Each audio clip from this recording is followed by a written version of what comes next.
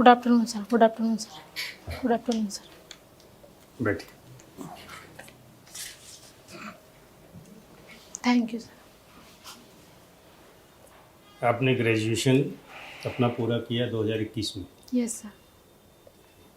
ठीक है। और science stream zoology botany chemistry आपने पढ़ा है? Yes sir.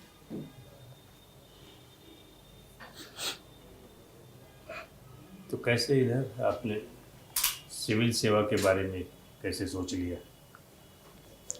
सर मैं कस्तूरबा गांधी आवासीय बालिका विद्यालय जो योजना है उसके तहत मैं कस्तूरबा गांधी आवासीय बालिका विद्यालय में पढ़ी थी, तो वहाँ पे जो अधिकारी वगैरह आते थे तब उनको देखकर मुझको लगा। ये कब की बात है? सर ये 2013 की। 2013 की।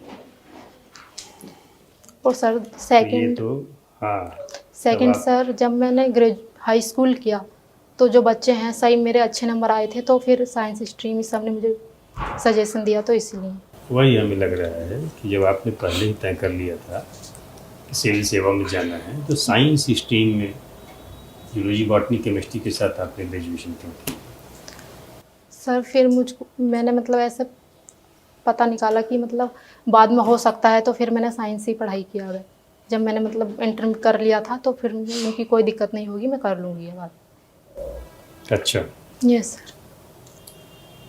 चलिए जूलॉजी बॉटनी केमिस्ट्री ये तो छोड़ते हैं, साइंस का प्रशासन में क्या योगदान है, क्या लेना देना है इससे? विज्ञान का प्रशासन में कोई संबंध है क्या? Yes sir. क्या है? लोक प्रशासन, राजनीति विज्ञान, समाज विज्ञान, सामाजिक विज्ञान, समाजशास्त्र जो भी कहीं उसका संबंध तो समझ में आता है। विज्ञान का क्या काम है प्रशासन में? सर जो सरकार की योजनाएं होती हैं स्वास्थ्य से संबंधित, तो हम ह्यूमन बॉडी की जो हम स्टडी करते हैं, और जो इन्वायरमेंट है हमारा इकोलॉजी की जो स्टडी होती है, और भी कई चीज़ जो रोग वगैरह होते हैं वो हम पढ़ते हैं, तो उन सबको हम अच्छे से इम्प्लीमेंट कर सकते हैं। यही तो हमें लगता है कि आपको डॉक्टर बनना चाहिए था। तो सर उधर भी हो सकता है ना, अगर मैं सिविल सर्विस की तैयारी नहीं करती, मेरा मन था, तो फिर मैं अपने व्यक्तित्व के साथ अन्याय करती ना। पता नहीं, हमें लगता है आप डॉक्टर बनती तो ये जो बातें आप बता रही हैं सर उस पर आप डॉक्टर ज़्यादा अच्छा काम कर पाती। सर मेरा डॉक्टर बनने का मन नहीं था।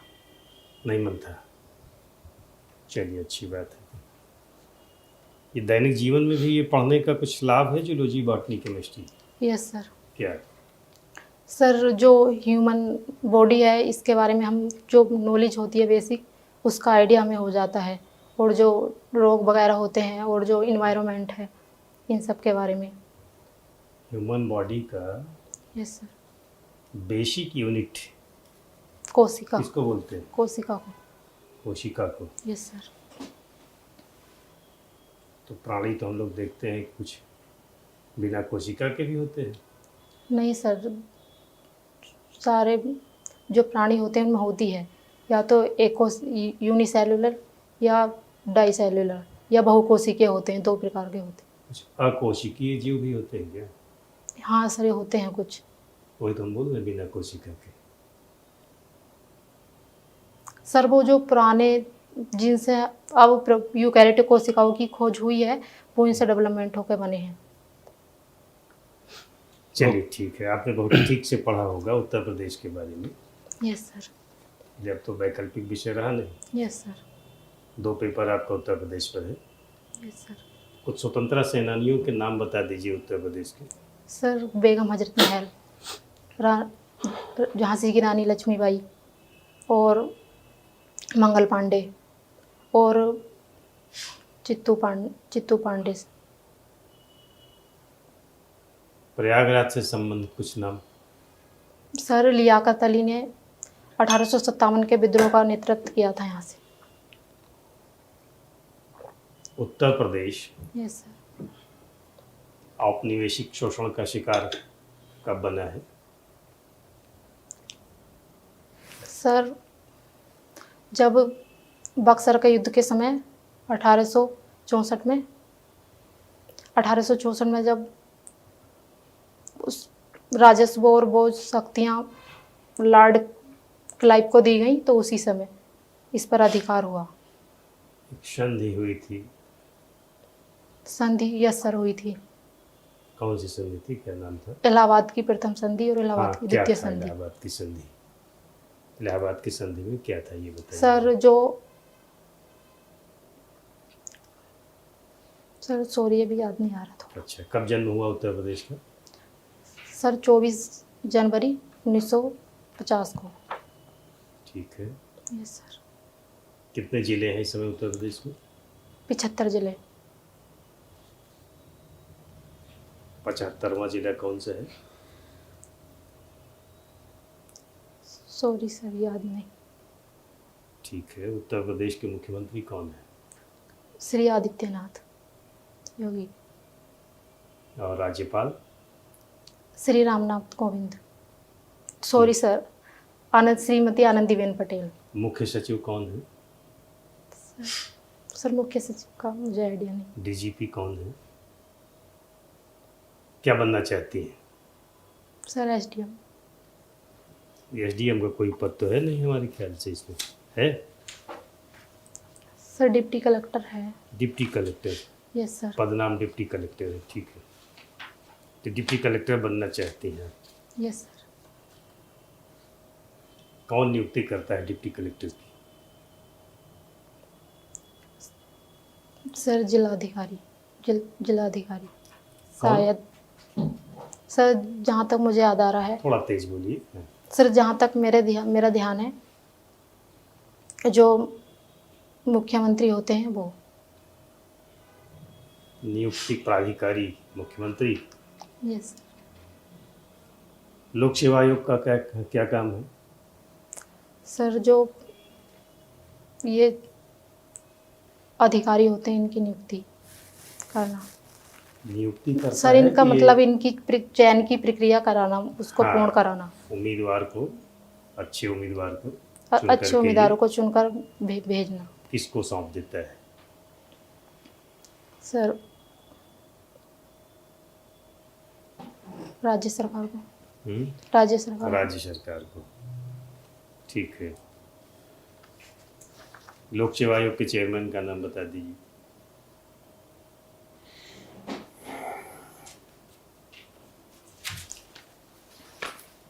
सर ध्यान नहीं। कोई बात नहीं सर।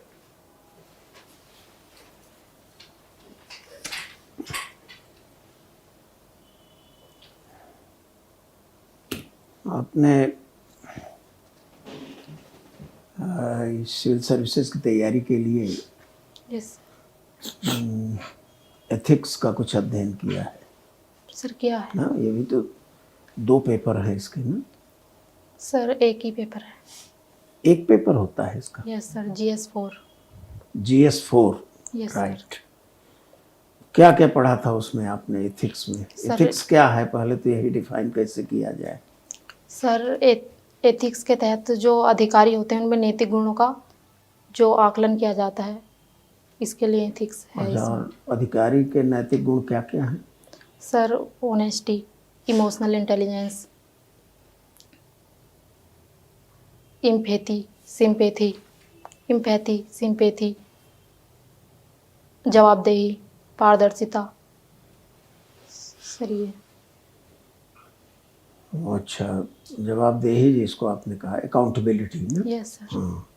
क्या है जवाबदेही? किसके प्रति जवाबदेह होता है प्रशासक, सिविल सर्वेंट?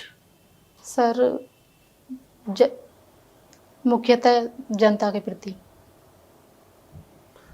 हाँ। क्या जनता के प्रति जवाबदेह सिविल सर्वेंट कानून का उल्लंघन कर सकता है? सर कानून का उल्लंघन तो नहीं कर सकता कोई भी। तो फिर ये कहना है हमको कि संविधान के प्रति जवाबदेह है। हाँ सर ये ज़्यादा। हाँ? ये ज़्यादा सही होगा कि जिसने अपॉइंट किया है उस सरकार के प्रति ज़्यादा जवाबदेह है? सर संविधान के प्रति ज़्यादा होना चाहिए। जनता के प्रति कोई जवाबदेही नहीं है? सर जनता के प्रति भी है, क्योंकि सर जो संविधान है वो जनता से ही है। अभी आपने सिविल सर्वेंट के गुण गिनाते समय कहा कि उसमें एम्पैथी होनी चाहिए, सिंपैथी होनी चाहिए। Yes sir. तो जनता के प्रति अगर जवाबदेह नहीं होगा तो सिंपैथी किसके लिए, किसके प्रति? सर जो समाज के वर्नेबल वर्ग हैं, सुभेद्य वर्ग, और जो समाज के पिछड़े लोग हैं उनके प्रति, और सारे जनता के प्रति।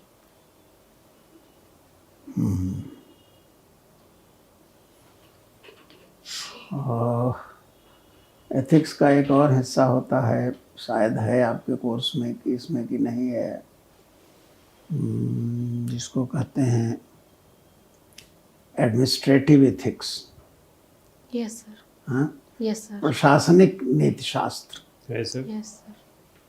है ना? यस समझ रहता है। प्रशासनिक नीति शास्त्र में क्या क्या देखा था आपने उसको तैयारी के समय?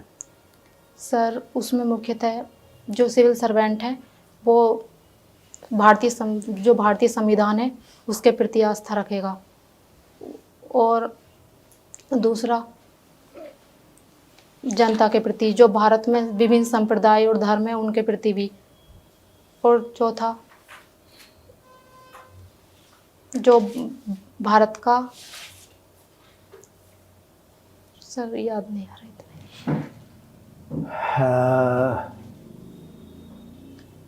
माने मान लीजिए कि कोई एक सब डिविजनल मजिस्ट्रेट है, एसडीएम है, यस सर। और वहाँ एक सिचुएशन ऐसी बन गई है कि दो ग्रुप्स के बीच जो आस्था या धर्म के पंथ के आधार पर एक दूसरे से भिन्न हैं, ऐसे दो समुदायों के बीच बिल्कुल संघर्ष की स्थिति पैदा हो रही है। Yes sir. एक क्रम से बताइए आपके दृष्टि में उस सब डिविजनल मजिस्ट्रेट को क्या करना पड़े, पहले ये फिर ये फिर ये फिर ये? सर ऐसा अगर पहले तो उसको मतलब भेजना चाहिए अपने लोगों को कि वो स्थिति सच में है या ऐसे ही है। फिर अगर वो स्थिति है तो फिर देखना चाहिए कि क्या मुद्दे हैं जिनकी वजह से वो स्थिति ऐसी उत्पन्न हो रही है। अगर कोई ऐसी समस्या है तो उसके समाधान के लिए वो करना चाहिए। आपने कहा कि अपने लोगों को भेजना चाहिए। अपने नहीं सर, मैं एक सवाल इसी पर करता हूँ कि स्वयं जाना चाहिए या अपने लोगों को भेजना चाहिए? सर प्रशासन के लोगों को स्वयं नहीं जाना चाहिए। जो सर निजी वेशभूषा में जाएं तो अच्छा होगा, जैसे कि रियल नहीं, माने इसका मतलब प्रशासन, इसका मतलब एसडीएम जो है वो डरपोक होता है सर।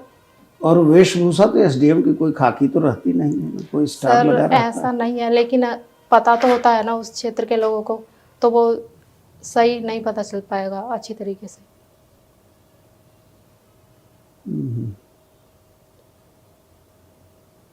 खैर,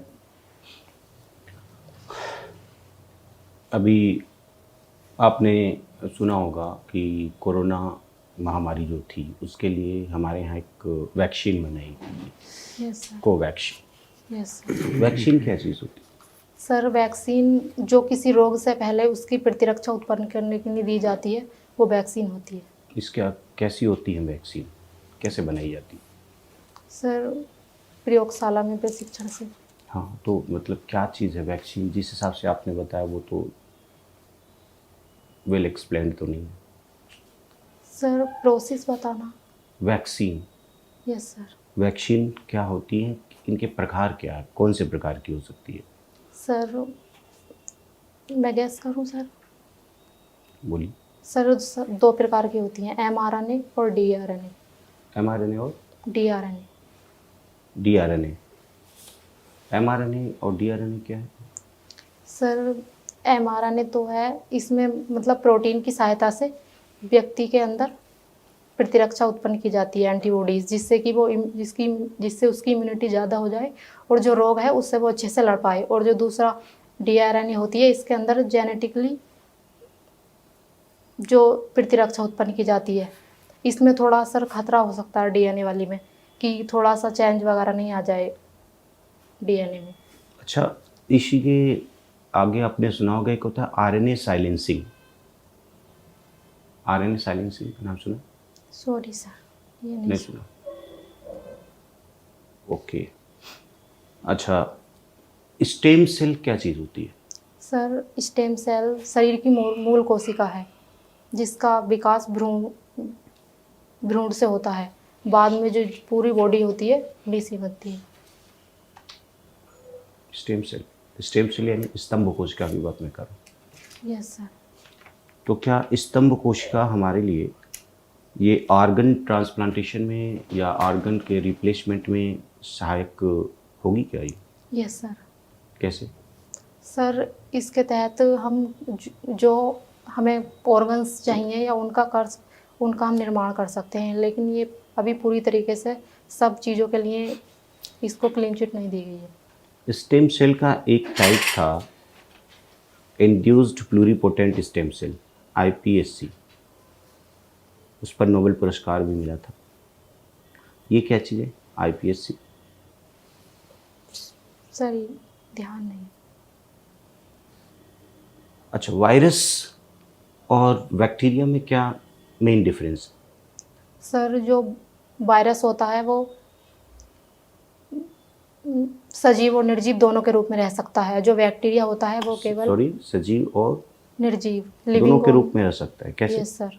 सर अगर वो होस्ट सेल से बाहर है तो वो निर्जीव के रूप में रह सकता है। अगर वो किसी लिविंग सेल्स के संपर्क में आता है तो वो एक्टिव हो जाता है। और जो बैक्टीरिया होता है वो शरीर बॉडी में होस्ट सेल में आके ही एक्टिव रहता है, वो बाहर एक्टिव नहीं रह सकता। क्यों बाहर क्यों नहीं रह सकता? सर वो मर जाता है। मर जाता है? मतलब अगर लिविंग उसको तो सेल्स डेड भी से नहीं बोल सकते लोग। डेड बोल सकते हैं, मर जाने मतलब मर जाता है। डेड उसमें जीव होगा, यस जीवन होगा तभी तो मृत्यु होगी ना। तो जीवन है ही नहीं है, आपने बोला। कोई भी जीव होने के लिए कौन सी कंडीशन होनी चाहिए? सर ग्रोथ हो। जीव होने के लिए पहली बात क्या क्या होना चाहिए? सर श्वास। अरे अभी जब वो यूनिसेल्युलर में है बेटा, तो श्वास कैसे आप समझो? सर दोबारा आप बोलेंगे? मैंने ये कहा कि यस सर। कोई भी जीव ऑर्गेनिज्म होने के लिए कौन कौन सी कंडीशन होनी चाहिए किसी भी एंटिटी में? सर उसमें मूवमेंट होनी चाहिए दैट्स ऑल। सर, और ग्रोथ होनी चाहिए, कुछ मेटाबॉलिज्म क्रिया होना चाहिए। अच्छा, वायरस दो टाइप के हैं ना? दो टाइप के, एक RNA होता है और एक DNA। DNA। ये क्या बताता है RNA? वायरस का जेनेटिक मटेरियल क्या हो सकता है? Sir DNA। वायरस का। और बाकी जितने भी लिविंग बींग्स हैं सर उनका भी DNA हो सकता है। वायरस का भी यस सर। और इसका RNA नहीं हो सकता इसका? सर RNA बैक्टीरिया का होता है। RNA बैक्टीरिया का होता है। Yes sir. और वायरस का DNA होता है। सर वायरस का DNA होता है और जो जीव वगैरह है उनका भी DNA होता है। किसका? जीव का। सारे जीव का क्या होता है? अगर हम एक तरफ एक साइड में वायरस रख दें और दूसरी तरफ में सारे के सारे ऑर्गेनिज्म रख दें, सारे जीव रख दें, सर तो कुछ में होता है RNA। जैसे सर जहाँ तक मुझे ध्यान आ रहा है ब्लू ग्रीन एल्गी भी। ब्लू ग्रीन एल्गी क्या है बेटा? सर एक शैवाल है। शैवाल है? Yes sir. Blue green algae शैवाल है? Yes sir. फिर से सोचो, कहीं साइनोबैक्टीरिया तो नहीं? हाँ सर साइनोबैक्टीरिया भी है। अब आप भी शैवाल भी बोल रहे हो, साइनोबैक्टीरिया सर भी बोल रहे हो। शैवाल और साइनोबैक्टीरिया शायद एक ही होते हैं। बैक्टीरिया है तो वो प्रोकैरियोट होगा, शैवाल है तो यूकैरियोट होगा। प्रोकैरियोट उसमें- यूकैरियोट। अब एल्गी जोड़ा है तो शैवाल इसलिए बोल रही है। अच्छा, ब्लू ग्रीन एल्गी जो लगा है इसलिए वो आप बोले हो शैवाल है। Yes sir. Cyanobacteria. Yes sir. और साइनोबैक्टीरिया जो होते हैं वो प्रोकैरियोट्स होते हैं। और वायरस जो होता है, सभी जितने भी जीव हैं उन सब का जेनेटिक मटेरियल तो DNA ही होगा। वायरस ऐसा है क्योंकि वो कोई जीव है नहीं, यस सर। है ना? क्या बोलते हैं? अकोशी पदार्थ बोलते हैं, क्रिस्टलीय पदार्थ। यस। और ये RNA भी हो सकता है और DNA भी। अच्छा, कोरोना जो वायरस था ये किस तरह का वायरस था, RNA या DNA?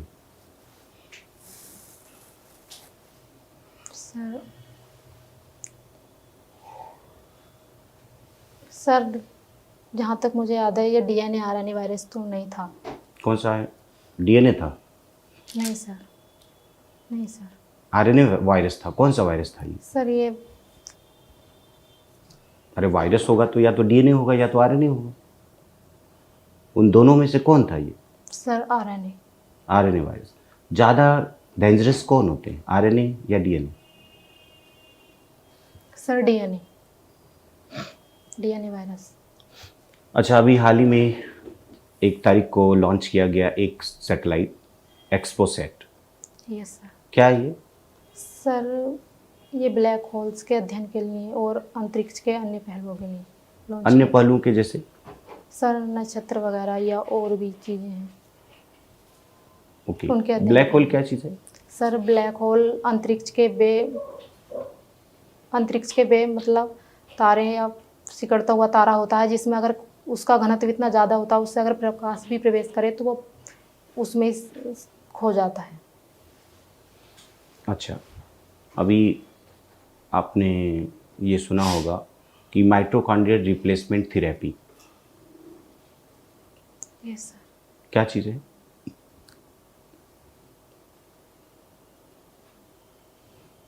अच्छा, एक इन्वायरमेंट इकोलॉजी का एक टर्म है नीश, हिंदी में उसको निकेत बोलते हैं, यस सर। क्या चीज़ होता है निकेत?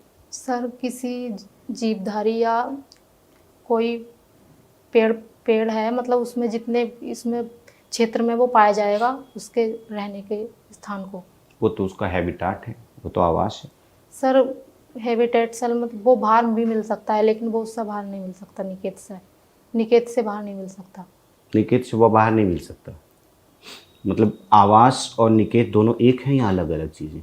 सर थोड़ा सा डिफरेंस है। क्या डिफरेंस, वही बताइए हमको। सर जो निकेत है ना उससे बाहर नहीं, जो जीवधारी का निकेत स्थल है उससे बाहर वो जीवधारी नहीं मिल सकता।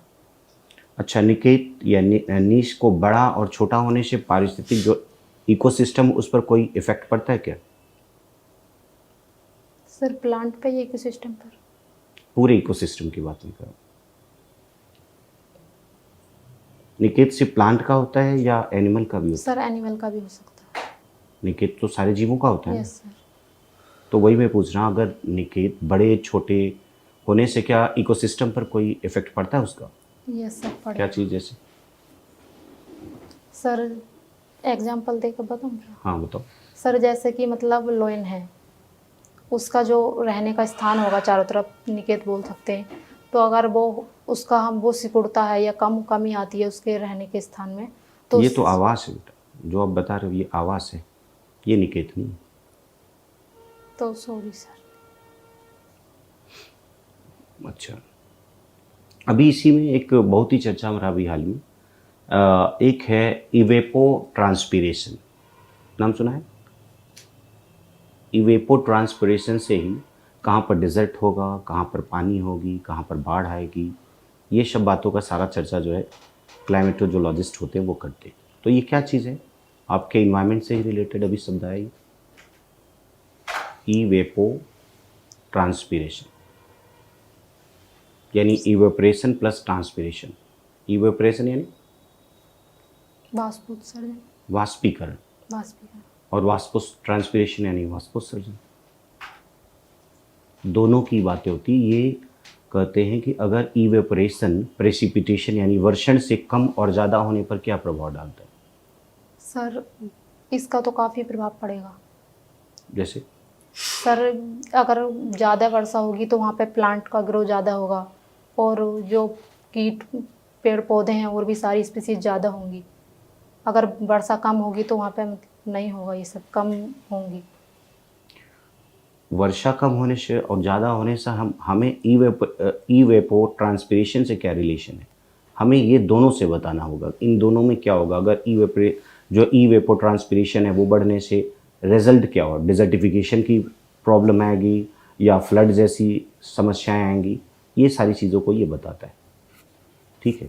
यस। और अभी इन दिनों हार्ट अटैक की खबरें ज़्यादा फैली हैं। क्या ये बताया जा रहा है कि शायद कहीं कोरोना वैक्सीन का भी तो साइड इफ़ेक्ट नहीं है? सर ऐसा तो अभी कुछ सर रिसर्च में आया नहीं है, लेकिन हार्ट अटैक होता क्यों है? सर जो ब्लड सेल्स होती हैं उनमें उनका प्रभाव अच्छे से नहीं हो पाता है ब्लड सेल्स, हृदय तक, हार्ट तक। ब्लड सेल्स क्या चीज़ है? सर वे कोशिकाएं जो ब्लड को प्रवाहित करती हैं। कोशिकाएं या केशिकाएं? केशिकाएं। पूरा केशिकाएं और कोशिकाओं में अंतर आपको पता है? क्या चीज़ है केशिका? Sorry sir. आपका विषय है जूलॉजी बॉटनी पढ़ा है आपका विषय। अपने जूलॉजी बॉटनी सारा चीज़ पढ़ा हुआ। Yes sir. असल में अब उत्तर प्रदेश लोक सेवा आयोग के सिलेबस में विषय वगैरह रहा नहीं, क्यों तो छोड़ दी है, 2-3 साल से नहीं पढ़ाई हुई है ना। सर ग्रेजुएशन अब जब से तैयारी शुरू की है फाइनल ईयर से थोड़ा कम पढ़ा। हाँ 2021 का है, लेकिन कोई तो बात आपका तो सब्जेक्ट है, तो यहाँ से क्वेश्चन तो बनेंगे। नहीं। Yes sir.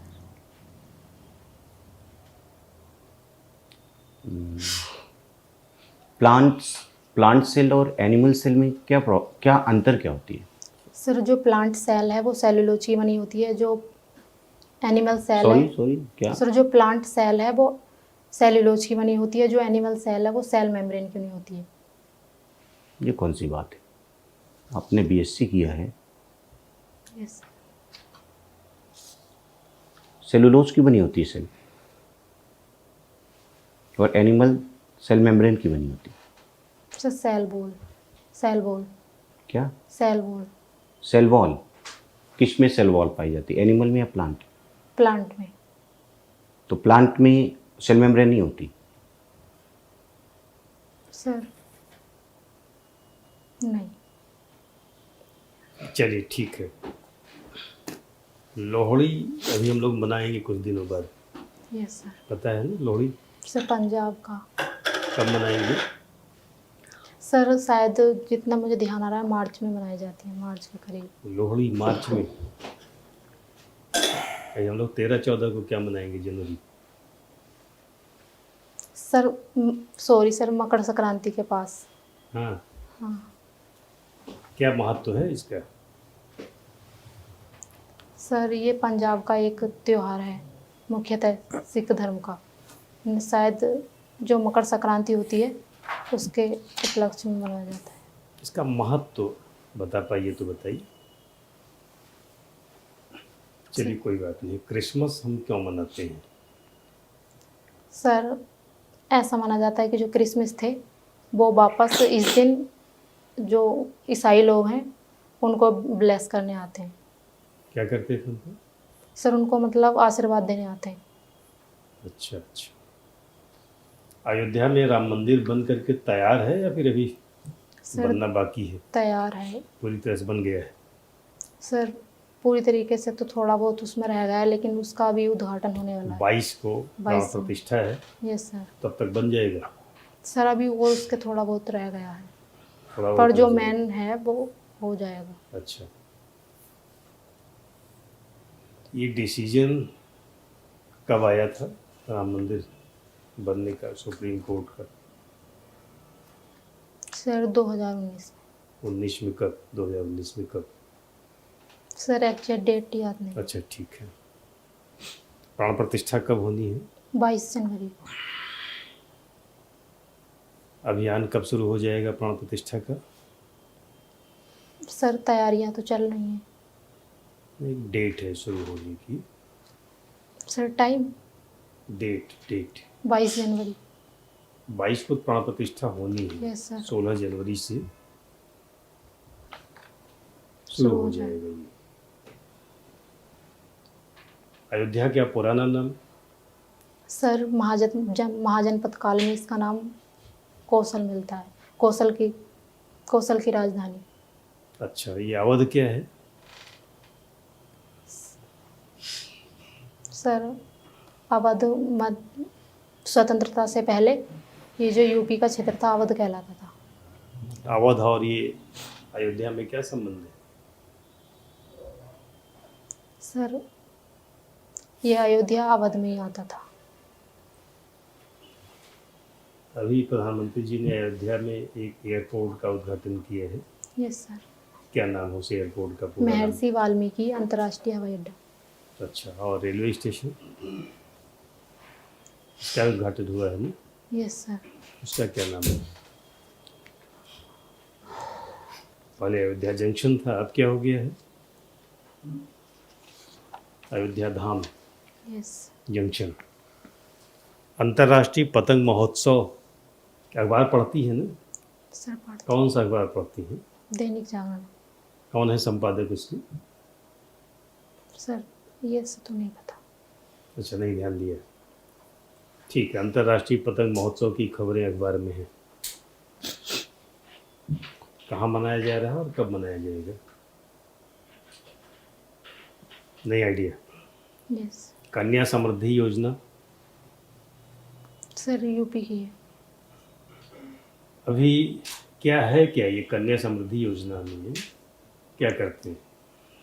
सर जहाँ तक मुझे ध्यान है, कन्याओं को उनके जन्म होने पर मतलब उन्हें प्रोत्साहन करना। अच्छा, महिलाओं से संबंधित उत्तर प्रदेश की कुछ योजनाओं का नाम गिना दीजिए। कन्या सुमंगला योजना हाँ और मुख्यमंत्री विवाह योजना, सामूहिक विवाह योजना, ठीक है। मुख्यमंत्री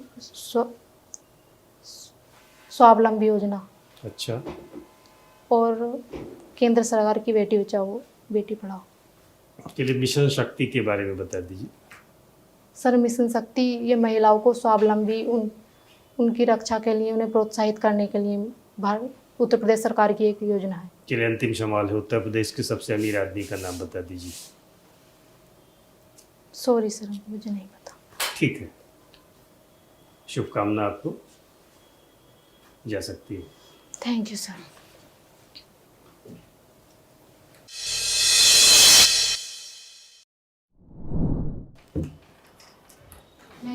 आइए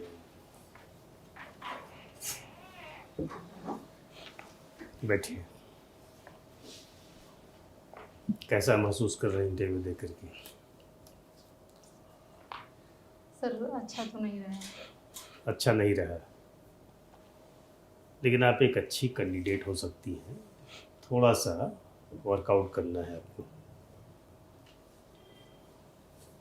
एक तो जो आपके हाथ में है, थोड़ा तेज बोलिए ना, बोलते समय एनर्जेटिक रहिए। यस इतना तेज बोलिए कि सब लोग आराम से आपकी बात को सुन सकें। आई कांटेक्ट की जो बात होती है कि हम सवाल पूछ रहे हैं तो हमारी तरफ आप देखेंगी, यस सर। लेकिन अगर एक 1.5 मिनट 2 मिनट बातचीत होती है तो एक आध बार जो है अन्य सदस्यों की तरफ भी नज़र घुमा लीजिए। और बैठे बैठे जैसे आप होंठ भींच रही थी, क्यों ऐसा हो रहा था? घबराहट? Yes sir. तो एनर्जी लेवल थोड़ी आपकी और बढ़नी चाहिए। देखिए कुल मिलाकर के 1500 अंकों का मेंस है, उसमें आपने कमाल किया है। 451 लोग इंटरव्यू दे रहे हैं, उसमें एक नाम आपका है। Yes sir. तो 100 अंकों का ही तो केवल इंटरव्यू है, इसको लेकर के किस बात की घबराहट?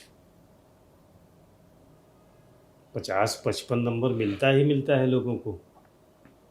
आपको 10, 15, 20 नंबर और मिले, इसी के लिए काम करना है। जो अपने हाथ में, उसमें ये कि जो फर्स्ट मिनट इंटरव्यू का होता है, जब आप एंट्री करती हैं, पूछती हैं आने के लिए, तो आराम से का मतलब उतना तेज पूछिए, हाँ, कि सब लोग ठीक से सुने। और पूछते समय एनर्जेटिक रहिए, उत्सुक रहिए, आने के लिए लगे कि आप आना चाहती है, अगली डरी हुई नहीं है। और फिर आराम से रुक करके, थम करके आप अभिवादन कीजिए। क्या बोलती हैं? नमस्ते। क्या आदत में है? Good morning, good afternoon. हाँ, तो जो आदत में है वही उसमें चेंज नहीं करना है आपको। एक बार में पूरे बोर्ड को कर लीजिए, अलग अलग सबको नमस्कार करने की ज़रूरत नहीं है। फिर जब आपको कहा जाए बैठने के लिए, तो बैठिए। तो ये जो आपके 6-7 कदम आप चल के आते हैं, बिल्कुल सधे हुए कदम होने चाहिए। और फिर जब बैठिए तो क्या बिगड़ना है आपका? 50 नंबर तो देना ही है हर हाल में, मतलब मोटा मोटा 10-15 नंबर और आपको चाहिए, उससे ज़्यादा। जो सवाल यस सर। जिसका उत्तर आए आप दीजिए आराम से, और नहीं आता है तो सारी बोलिए। सर मुझे लग रहा है कि मैंने ज़्यादा ही सॉरी बोला है। सारी बोलिए, उससे घबराना है ही नहीं है। ये ना मैं आने बताई का नहीं। लेकिन मतलब नहीं नहीं होता। आता है तो आप क्या करेंगे? आप पास क्या विकल्प है? हाँ सर, ज़्यादा गलत बता नहीं सकती। बैठ करके वहाँ रिजल्ट मत बनाइए, बहुत ख़राब हो रहा है इंटरव्यू हमारा। सर मैं लिख रही थी फील्ड में। एक पल कोई सिलेक्शन कराने के लिए आता है, जैसे एक पल है ना, कोई दरवाज़ा खटखटाता है, हम पहचाने न पहचाने उस पल को, ऐसे इंटरव्यू में भी मान के चलिए कि 1 मिनट कोई भी हो सकता है जो बोर्ड को प्रभावित कर दे। तो हो सकता है कि अंतिम मिनट हो, तो उसको लेके परेशान मत हुआ करिए। अखबार ठीक से पढ़ो। ये ज़रा अपेक्षा होती है 2021 में अभी आपका ग्रेजुएशन हुआ है, तो ज़्यादा टाइम नहीं हुआ है, तो अपने विषय के बारे में जानकारी होनी चाहिए। लेकिन अब उसको पढ़ने का बहुत समय नहीं है। जो इंट्रोडक्टरी चैप्टर है यस सर। इंटरमीडिएट की किताब का, जूलॉजी का, बॉटनी का, सर इंट्रोडक्टरी चैप्टर एक चैप्टर केवल पढ़ लो। बेसिक चीज़ें कम से कम गलत ना हो। बाकी अखबार ठीक से पढ़ना है। जो अखबार आप पढ़ते हो उसके संपादक का नाम जरूर जानिए। सर ये DIG वगैरह ये सब देखना पड़ेगा। DIG जो भी है सारी चीज़ें। हाँ, ये देखने में क्या हर्ज है? तो एक एक नाम है, कौन है मुख्यमंत्री, कौन है मुख्य सचिव। यस। हालांकि नहीं बता पाती है तो कुछ ऐसा बहुत कोई उसमें, लेकिन अपेक्षा की जाती है कि छोटी छोटी चीज़ें हैं पता होनी चाहिए। लेकिन ज़रूरी नहीं कि वहाँ ये पूछा ही जाए। तो इसको तो जानने में क्या लगता है, अभी गूगल करिएगा, 2 मिनट चीज़ें पता चल जाएंगी। ठीक है, शुभकामना। सर लेकिन जो ये छोटे छोटे आप फंसा रहे थे कि केसिका कोशिकाएं, तो ये कैसे होगा? बेटा ये पढ़ना फंसाने की बात नहीं है। मैं क्या आपका फंसाऊंगा? आपका कॉन्फिडेंस चेक कर रहे थे सर। Yes sir. आप कहिए कि सर साइंस को- इतना माइन्यूटली हमने नहीं पढ़ा है, दैट्स ऑल। ये तो वैसे भी एक ऊपरी सतह ही में पूछ रहा था, कोई मैं अंदर तुम्हें ये कह के बच नहीं सकती सर, तो बहुत अब केशिका और Basic कोशिका चीजें के थी। बारे में आपको नहीं पता होगा बेटा, फिर तो साइंस तो मतलब ही नहीं ना।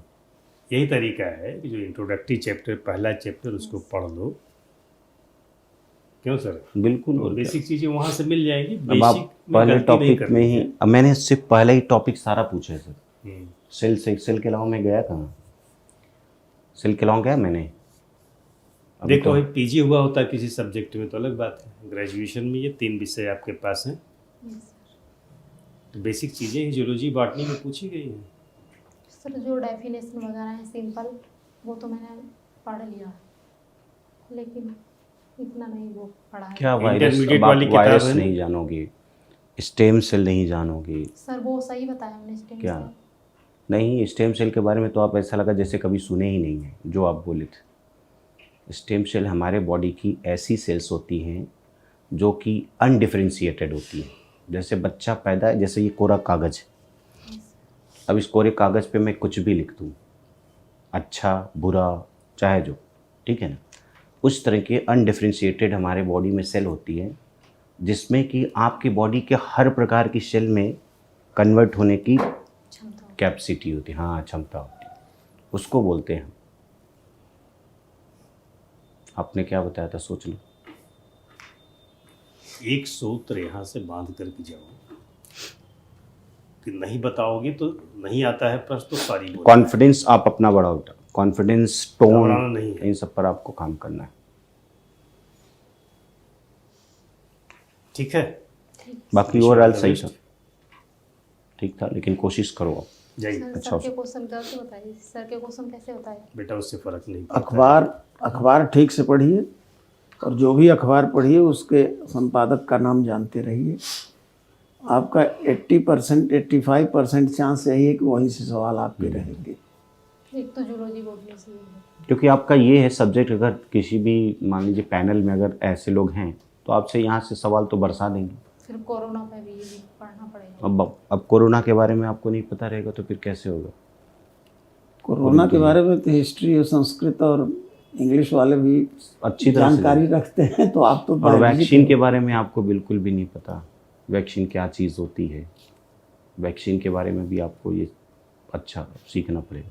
हार्ट अटैक के बारे में आपको नहीं पता सर, ये सब करंट वाली चीज़ें हैं जो डेली डेली आ रही हैं, तो इसको तो आपको अखबार के देखना- स्तर पर सावधान रहिए। हाँ, ये करंट वाली चीज़ों को बेटा थोड़ा सा ध्यान दो आप। ठीक है सर, थैंक यू सर।